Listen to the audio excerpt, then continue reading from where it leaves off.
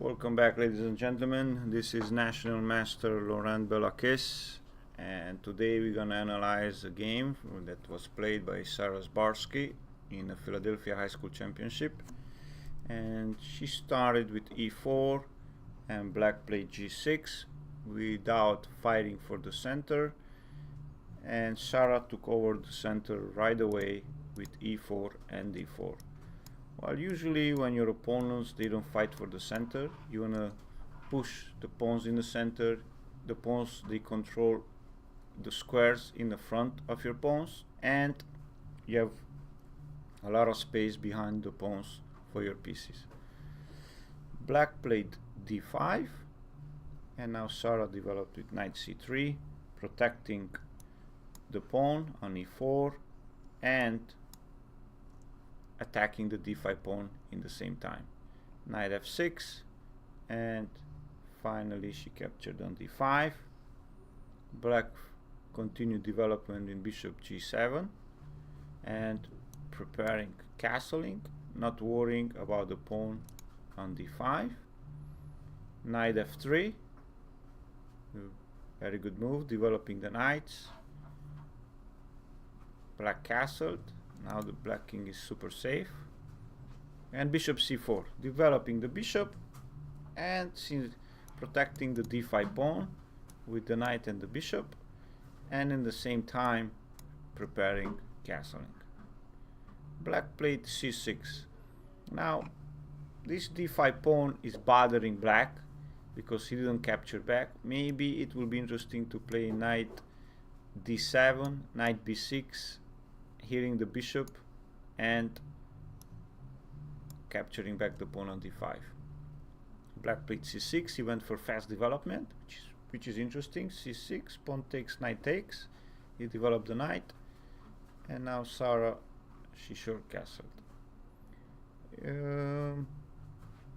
It will be interesting to play h3 to take control over the g4 square, to stop bishop g4, because this bishop will pin the knight on f3, and then black could just pressure and even capture the d4 pawn.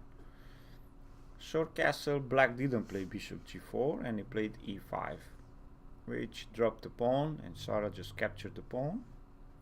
And now black played knight g4, attacking the pawn 3 times. Sarah protects the pawn only 1 time, so the count is 3 versus 1. And here Sarah, once she went up material, she started trading pieces. Queen takes d8, rook takes d8, and now she played knight g5, attacking the f7 pawn with the bishop and with the knight. Now black made a big mistake here, capturing the e5 pawn with the bishop. He should have captured with one of the knights. Let's say, for example, knight takes e5, and the knight from e5 protects on f7 and in the same time attacks the bishop. Let's come back to our game. Bishop takes e7, and Sarah captured very nicely with the knight on f7. The knight is protected by the bishop, and the knight is attacking the rook. And once the knight moves away, the king will be in check from the bishop. Black played rook d4, attacking the bishop. However, Sarah used this covered check by capturing the bishop with check,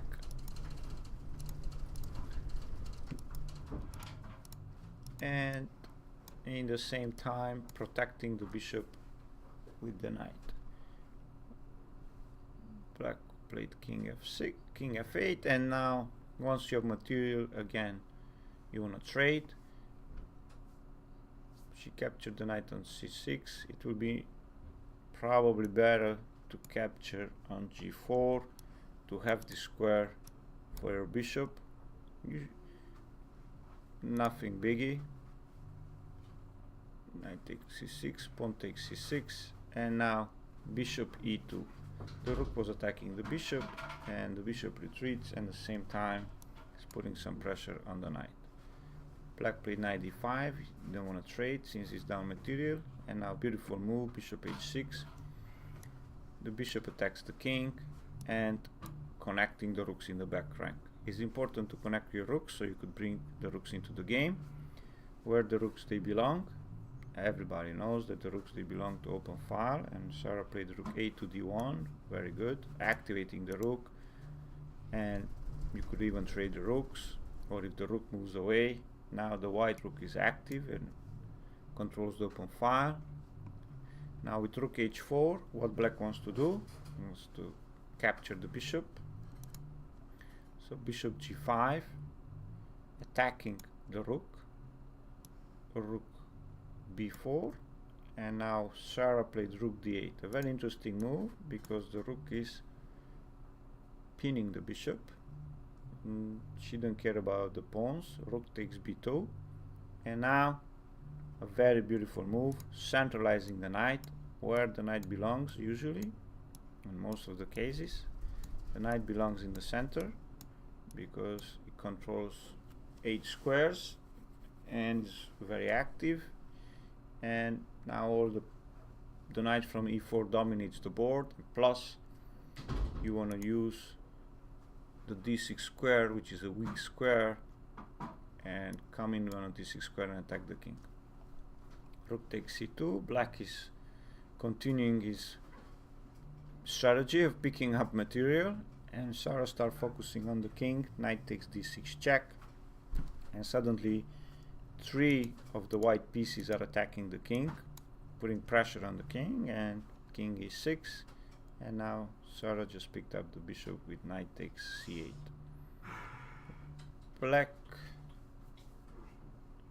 could just capture